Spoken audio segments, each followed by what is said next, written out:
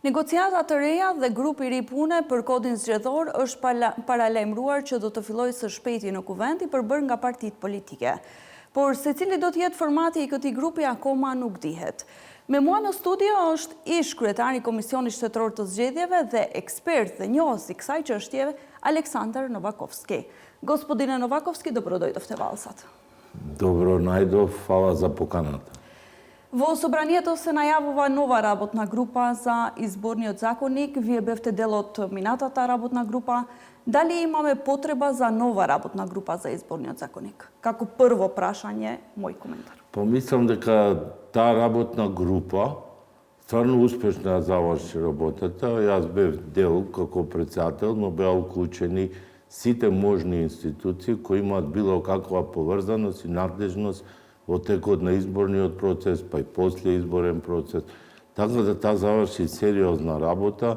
Сега, ако некој цени дека има потреба, тогаш е друго. Но таа беше истите институции, немаше истите експерти, немаше некој различно, не знам сега во кој формат се планира. За сега се знае дека дел од тоа работна група ќе бидат само политичките партии, меѓутоа се разгледа можноста и за експерти. Дали мислите дека треба да има експерти во работната група и вклучени да бидат и институциите надлежни за спроведување на изборниот законник, како што беше во минатиот пат? Да, видите, значи во таа работна група изготви еден обемен материјал кој е доставен до владата уште во претходниот состав и таму се направени скоро 90% од препораките на опции Бихара. Тие имаат, ако тој текст го имаат, доставен е таму, имаат чист терен да се донесе во брзо време и нов изборен законник. Прашањата ќе се со неколку дилеми кои секогаш се содружуваат политичките партии. Тука ќе биде проблемот. А дека треба експерти, јас мислам дека треба. Ако мислат пратениците дека се најдобрите експерти, тогаш нема потреба. Кога зборувате за други дилеми, мислите на изборниот модел, кој секогаш беше проблем меѓу политичките партии? Секогаш е проблем и тоа треба да го решат. За тоа треба да има консензус и треба да се договорат. Тоа може во парламентот, ако е работната група, сепак предлагач зависи дали ќе се пратениците или ќе е владата, но мислам дека владата има текст за да предложи, но со тоа треба да се испегла, би кажале. Многу мало измени се да се дојде до нов изборен законник. А дилемите ќе се во неколку прашања. Ако се отвори прашањето за моделот, една изборна единица, ако се отвори прашањето за цензус, тука се неопходни политичките партии да пресечат. Дали мислите вие дека треба да се отвори прашањето и за изборниот модел, имајќи предвид дека со години немаме некој поголем консензус меѓу политичките партии, и дали е земјата спремна да се смени изборниот модел? Видите, значи тука има неколку различни предлози. Ние немавме мандат во работната група за да го отвориме прашањето за модел и кога не се отвори, некои политички партии изгубија интерес да присуствуваат на работната група, иначе беа сите повикани. Во однос на моделот, не е препорака на ОПСЕ, да се разбериме, моделот, препорака на ОПСЕ од Ихара не е. Тоа е наше прашање, ние треба да си го решиме и јас моје мислење дека треба да се разговара, затоа што има политички партии кои инсистираат. Мојот став беше јасен. Ако се оди на една изборна единица, го повторувам пак, мора да има цензус, според мене. Некој вика не треба да има цензус, тоа за мислење на други. Јас моето мислење си го кажувам отворено. Да зборуваме малку за драфт верзијата која вие во тоа време, во време на таа работна група ја оставивте готова. Вие бевте председател на таа работна група. Кои беа најважните промени во изборниот законник кои мислите дека треба да се кажат сега и дека треба да стојат така во изборниот законник? Видите, само ќе споменам дека овој изборен законник е 2006 донесен, кога и ДИК се формира како професионално тело. Потоа има 25 измени. Но тие не се суштински измени, тоа се технички измени, али се многу, мора да се среди изборниот законник. Сега, во работната група се отворија прашањата и се уреди прашањето за рамноправен пристап до медиумите. Значи, се одреди време, се одреди контрола, се одреди надлежностите на Агенцијата за аудиовизуални медиуми. Значи, како ќе го контролира, што ќе го контролира. Се среди прашањето за порталите, се среди за кампањата. Значи, не може секој да прави што сака. Се поставија услови. Кои портали, бидејќи самите сме свесни дека целата кампања се води околу порталите. И порталите со ова се става ред кој може да има, треба една година да има работено пред тоа, не да се отварат по потреба портали само за избори. Потоа на Министерството за финансии исто му се става за да врши обука околу пријавување на финансиите, се одредија донациите, колку може да бидат, износот од разликата се враќа на во буџетот. Исто така се уреди прашањето околу колку време пред избори дека што не може. Значи, стрикна забрана со глоби предвидени. Значи, дека не може да се вршат исплати од буџетот. Исплатите од буџетот треба да се оние редовните заплати и пензии, но еднократни исплати да не може. Треба да Министерството за финансии го објави трошењето на парите од буџетот од кога еден период беше 2 недели после изборите. Значи, многу сериозни прашања и јас мислам дека тие измени кои работната група едногласно ги донесе, а учествуваа сите, ви кажав, имаше и посматрачи, и исто и од новинарите ги прифатија за уредување на порталите. Значи, мислам дека само малку чекор има до нов изборен законник. Зошто мислите дека во тоа време не се процесираше тој драфт на изборниот законник, не помина во собрание, бидејќи тогаш беше планот да се донесе пред минатите локални избори? Јас ќе ви кажам искрено дека таа работна група ги уклучи сите, пак ќе повторам, ДИК беше целосно уклучен, ДКСК и сите останати. Сите можни. Сега, зошто тоа застана од таа точка, кога видов јас дека некако мора да ја завршиме работава, ние цело лето работевме и во краток период, пошто таа работна група почна негде летото да работи, таа година, и одеднаш ни кажаа да јас го пратив текстот со подпис, Правда го среди номотехнички како требаше за да биде готов за како верзија за да оди на влада. Зашто тоа не го направија, треба да го прашате, мислам дека тогашната влада, но и оваа влада, работната група, дали ја расформира, дали не, то си знае министерот за правда актуелен. Јас немам контакт, ниту сум повикан за да продолжи, бидејќи мандатот на таа работна група беше да продолжи со донесување на нов изборен законник за следни парламентарни избори. Може би не му одговара составот, но не гледам друга работна група. Вие сте меѓу ретките експерти кои ја познаваат оваа област во нашата земја, доколку пак ве побараат да бидете дел од новата работна група или председател на оваа работна група, ќе прифатите?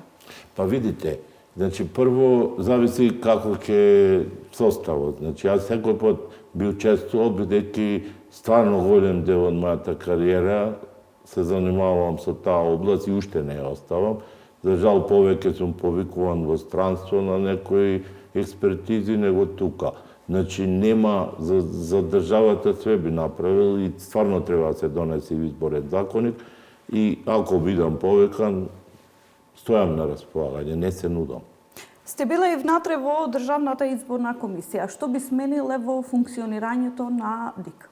Видите, за жал Државната изборна комисија кога се донесе новиот изборен законник 2006, многу се јавивме на тој оглас затоа што сметавме дека ДИК ќе биде професионална.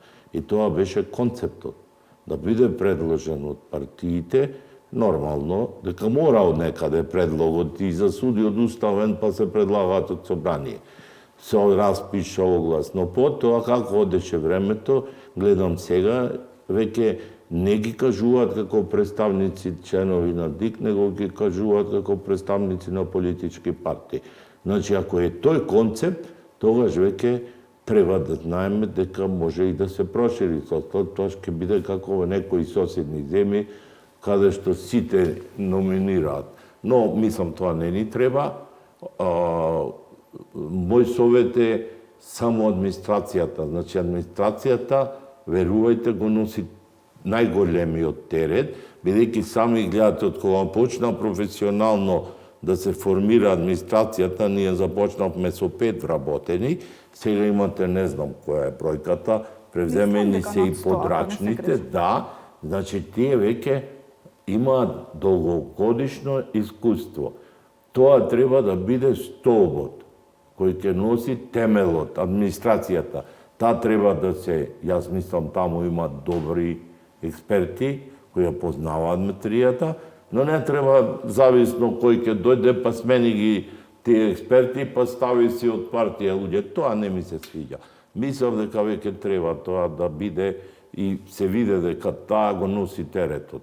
А надгласувањето секогаш во ДИК е проблем, толка треба да се стави ред, бидејќи ние проблем покажуваме кога се тесни резултати. Да. Кога се голема разлика, се заборава после изборите, ниту некој дава приговори, така да не можете да оцените правата концепт. Концептот е добар, но да се оди ко барем поголема поголема професионализација. Значи, лицата кои ќе бидат избирани мора да имаат искуство во избори, бидејќи се случува многу настани и многу состојби кои бараат моментално реагирање. Во минатото имаше и предлог членовите на ДИК да се избират само 6 месеци пред изборите. Дали тоа држи? Па не би требало. Јас мислам само тука се менува ако дојде до промена. Знаете, тој концепт е прифатен. Ако, например, сега имаме промена на власт, например, тогаш од опозиција секогаш се става председателот и 2 члена, а мнозинството го има позицијата. Значи, во секој случај треба да се зависи од луѓето. Ако имаат кредибилитет, ако имаат искуство, ако имаат морални вредности и друго, тогаш да не може да им влијае никој во нивните одлуки. За жал, например, имаше такви времења кога стварно не можеа да влијаат. Ги следивме и минатите локални избори, дали Македонија ги има надминато најсериозните проблеми што се однесуваат за изборите, како бугарски воз, купување гласови, чист избирачки список, дали ги имаме надминато овие проблеми? Па видите, ако земите вие, јас 2011 дадов оставка, една од причините беше и тоа што се збореше за 300-500 илјади фантоми. Каде се тие сега не знам. Никој не се извина за тоа што не обвинуваја, бидејќи сега не се отвара прашањето за списокот, значи дека е добар. Тоа јас мислам, немаше некој приговор или јас не знам, не видов дека имаше посериозни забелешки за списокот. Значи списокот треба комплетно официјално да биде превземен од Државната изборна комисија. Видите, на Државната изборна комисија секој измени на изборен законник и се става нови надлежности. Тие нови надлежности треба да бидат подкрепени со нови капацитети. Значи, ако е списокот, вие верувајте дека списокот официјално го води Државната изборна комисија, но Државната изборна комисија, ако не работа статистика и МВР, не може ништо да прави со списокот. Така да, и таа соработка е добра, но сепак мислам дека треба веќе списокот и официјално и физички да биде во Државната изборна комисија, како што има искуство, ево, например, словенското искуство е најидеално да се копира за избирачкиот список. Сепак, како што кажавте, ќе требаат нови човечки капацитети за да го водат тоа. Да, таму, например, генералниот секретар е надлежен за тоа. Значи, членовите, тие го оставија стариот модел со судиите и со истакнати правници. Но сепак, Списокот го води службата и има секојдневно евиденција за избирачкиот список. Ние тоа бевме, го видовме и имаше и за пилот програми, не се прифаќаше, значи знаете како, најголем проблем тука е, например, ќе се организира такво нешто, ќе се направи напор од експертите или од ДИК, сме правеле напор, една политичка партија, ако не се сложи, тоа пропаѓа во вода. И сакам конечен коментар во врска со ова. Дали се надевате дека ова ќе биде конечно нов изборен законник или пак ќе биде еден таков пример што се ќе припаја? Ако ги прифатат предлозите во работната група, со тоа се покриваат сите препораки на опција и ОДИХР, значи сите ви кажувам, со исклучоци на некои кои не се компатибилни со нашето право и не може. А останатото е веќе ги кажав тие прашања што треба да ги решат, значи може многу брзо да се донесе нов изборен законник. 80% од работата им е завршена. Само ако се има волја. Волја, само волја. Ви благодарам многу за ова интервју, Алсат. Благодарам за покана.